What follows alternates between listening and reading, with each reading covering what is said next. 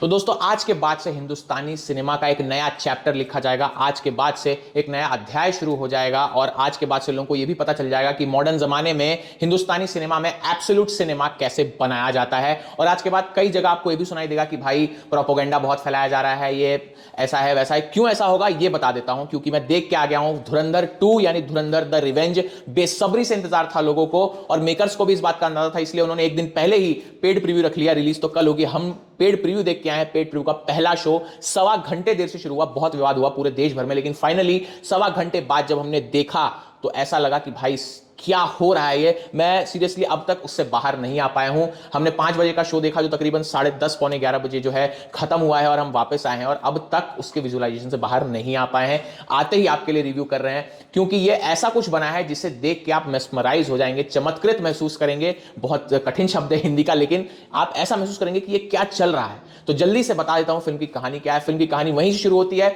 जहां से पार्ट 1 खत्म हुआ था, लेकिन यहां कहानी फ्लैशबैक में जाएगी। बताया जाएगा कि हमजा अली मजारी यानी अपने रणवीर सिंह, जो जसकीरत सिंह रांगी हैं, ओरिजिनली वो जसकीरत सिंह रांगी थे और उससे हमजा अली मजारी कैसे बने, कैसे वो कन्वर्ट किया गया उनको हमजा अली मजारी के रूप में। एक ऐसा फौजी जो पाकिस्तान में घुसकर भारत के लिए काम कर रहा है और भारत के दुश्मनों का सर्वनाश करेगा। आप कैसे करेगा एक एक करके, दुश्मन तो सारे आप देख ही चुके हैं, including SP Chaudhary Aslam, major Iqbal, Rahman डकैत को पहले ही खत्म कर चुका था, लेकिन बाकी बचे हुए दुश्मन हैं उनको कैसे खत्म करेगा, इसके लिए उसको क्या क्या खोना पड़ेगा, क्या क्या कुर्बानियां देनी पड़ेगी और इसके बदले उसे क्या क्या मिलेगा, यही जानने के लिए आपको तुरंत से सिनेमा घर में जाना पड़ेगा, जाना ही पड़ेगा। अब एक्टिंग की बात कर लेते हैं भाई। रणवीर सिंह, ये आदमी किसी भी कैरेक्टर इसको दे दो ये उसमें पूरी तरह कमाल करता है। स्टार तो ये पहले थे ही, अब इस फिल्म के बाद रणवीर सिंह इतने बड़े स्टार बनने वाले हैं शायद उनको खुद भी नहीं पता होगा। क्या एक्टिंग की है इस बंदे ने, मजा आ गया देख के। स्क्रीन प्रेजेंस जो एक आजकल मॉडर्न टर्म चल रहा है, ऑरा फार्मिंग जिसे कहते हैं, बकायदा ऑरा फार्मिंग लगती है जब ये बंदा स्क्रीन पे आता है। इतने आप कह सकते हैं कि कमाल कमाल के एक्टर्स के सामने बंदे ने जो काम किया है, मजा ही आ गया। और फिल्म में जब वो आपको उनका खिलजी वाला रूप याद आ जाएगा जब वो मार काट मचाते हैं, और ए सर्टिफिकेट फिल्म है तो मार काट बहुत देखने मिलेगी, बता देता हूं। इसके अलावा जो यलीना है यानी कि सारा अर्जुन नेशनल क्रश बन चुकी है, पूरी तरह से किरदार के साथ न्याय किया है। पहले पार्ट में बहुत अच्छी लगी थी, इसमें भी काफी अच्छी लगी है। आर माधवन एज अजीत सान्याल यानी कि अजीत डोभाल सर से इंस्पायर्ड कैरेक्टर है उनका, बहुत कमाल काम किया। लगता ही नहीं है कि आर माधवन है, सच में अजीत डोभाल सर की झलक नजर आती है। इसके अलावा मेजर इकबाल के रूप में अर्जुन रामपाल सबसे बड़े विलन बनकर उभरे हैं। इतना खतरनाक विलन है, पिछले पार्ट 1 में जो अक्षय खन्ना ने काम किया था बिल्कुल वैसा ही अर्जुन रामपाल यहां इफेक्ट छोड़कर जाते हैं। संजय दत्त एज एसपी चौधरी असलम बहुत शानदार लगे हैं। जब सिगरेट पीते हुए स्क्रीन पे चलते हैं, लिटरली आपको 90s वाले संजय दत्त याद आ जाते हैं, जो ऑरा वो स्क्रीन पे लेके आते थे। इसके अलावा जितने एक्टर्स हैं, राकेश बेदी को हमें बिल्कुल नहीं भूलना चाहिए, क्या कमाल करते हैं और एक इतना बड़ा सरप्राइज छोड़ के जाते हैं फिल्म में कि आप हैरान रह जाएंगे। इसके अलावा जितने भी कलाकार हैं सब ने बाकमाल काम किया है, किरदारों के साथ न्याय किया है। डायरेक्शन की बात करें और स्टोरी राइटिंग की बात करें तो आदित्य धर को खुद भी अंदाजा शायद था ही कि उन्होंने क्या बनाया है, इसलिए वो सबसे इंतजार करने के लिए कह रहे थे।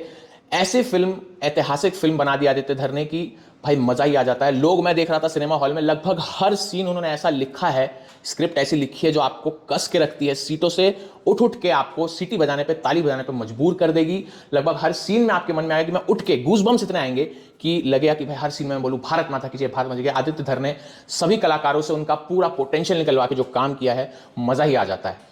इसके अलावा बैकग्राउंड म्यूजिक और म्यूजिक की बात करें, बैकग्राउंड म्यूजिक भाई साहब पिछले पार्ट की तरह ही पुराने गानों का शानदार इस्तेमाल। गाने, जब म्यूजिक एल्बम रिलीज हुआ था मुझे सारे गाने उतने पसंद नहीं आए, बस आरी आरी गाना जो था उसका क्या शानदार यूज किया है। और जो बैकग्राउंड म्यूजिक है उसको सिनेमा हॉल के लिए ही बनाया गया है, तो ओटीटी पे आने का बिल्कुल वेट नहीं करना है। जिस साउंड इफेक्ट के साथ सिनेमा हॉल में मजा आता है, सिनेमा हॉल में ही जाके इस को देखना है। तो ओवरऑल फिल्म की बात करें तो फिल्म ऐसी बनी है कि लिटरली आप सीटियां तालियां मारेंगे।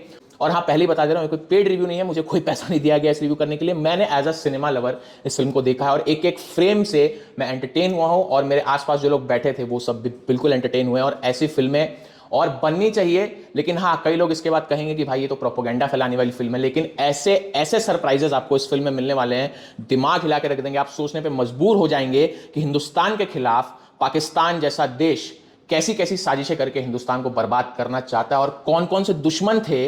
ये एक एक दुश्मन जब पता चलेगा ना क्या क्या था, आप लिटरली भाई साहब आंखें फटी रह जाती हैं। तो इसलिए जल्दी से जाना है, फिल्म फुल ऑफ सरप्राइजेस है। और हाँ, एंड क्रेडिट्स वाला सीन बिल्कुल मत छोड़िएगा, ये एक हल्का सा स्पॉइलर है क्योंकि देना पड़ेगा। एंड क्रेडिट्स में कुछ ऐसा है जो आंखें चुंदिया जाएंगी, सरप्राइजेस की भरमार लाके देगा। तो इसलिए जल्दी से जाइए, देख के आइए सिनेमा हॉल में फिल्म। 18+ है, ये सर्टिफिकेट है, बच्चों को मत ले जाइए, लेकिन खुद जरूर जाइए, देख के आइए। मेरे तरफ से फिल्म को आज 5 में से 4.25 स्टार भाई।